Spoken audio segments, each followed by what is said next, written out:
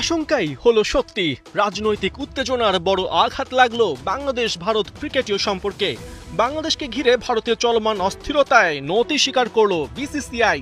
দেশটির cricket board আসন্ন আইপিএলে মোস্তাফিজুর রহমানকে দল থেকে বাদ দেবার জন্য কলকাতা নাইট রাইডার্সকে সরাসরি নির্দেশনা দিয়েছে।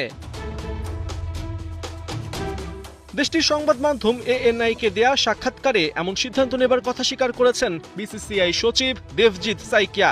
জানিয়েছেন সাম্প্রতিক পরিস্থিতি বিবেচনায় মোস্তাফিজকে স্কোয়াড থেকে ছেড়ে দেবার জন্য কলকাতা নাইট রাইডার্সকে নির্দেশনা দেওয়া হয়েছে। বিসিসিআই থেকে এটাও জানানো হয়েছে কলকাতা চাইলে মোস্তাফিজের রিপ্লেসমেন্ট নেবার অনুমতিও তাদের দেয়া হবে। এদিকে বিসিসিআই নির্দেশনা পাবার পর কলকাতাও দ্রুতই সামাজিক যোগাযোগ মাধ্যমে জানিয়ে দেয় আসন্ন বিপিএলে মোস্তাফিজুর রহমানকে তাদের স্কোয়াড থেকে ছেড়ে দেওয়া হয়েছে। বেশ কদিন ধরেই বাংলাদেশে হিন্দুদের ওপর অত্যাচার হচ্ছে এমন অভিযোগ জানিয়ে আসছে ভারতের বিভিন্ন রাজনৈতিক দল ও ধর্মীয় সংগঠন। দেশটির শিবসেনা নেতা সঞ্জয় নিরুপম সরাসরি মোস্তাফিজকে টার্গেট হিসেবে উল্লেখ করেছেন। গণমাধ্যমকে জানিয়েছেন গোটা দেশ যখন বাংলাদেশের ওপর রাগে ফুঁসছে তখন ভারতের মাটিতে বাংলাদেশের সাথে ন্যূনতম সংশ্লিষ্ট যে কেউই ক্ষোভের লক্ষ্যবস্তু হতে পারে। তাই শাহরুখ খানের দলে বাংলাদেশের কেউ থাকলে সঞ্জয় নিরুপম তাকে দল থেকে বের করে দেবার পরামর্শ দেন। এটা নাকি শাহরুখের জন্যই ভালো হবে, একই সাথে দেশের স্বার্থ রক্ষা পাবে। শুধু হিন্দু ধর্মীয় নেতারাই নন, অল ইন্ডিয়া ইমাম অর্গানাইজেশনের প্রধান ইমাম উমর আহমেদ ইলিয়াসিও মোস্তাফিজকে দলে নিয়ে শাহরুখ খানকে এক হাত নিয়েছেন। বলিউড তারকার দিকে প্রশ্ন ছুড়ে দেন বাংলাদেশে ঘটা নৃশংসতা নিয়ে তিনি কি কিছুই জানেন না।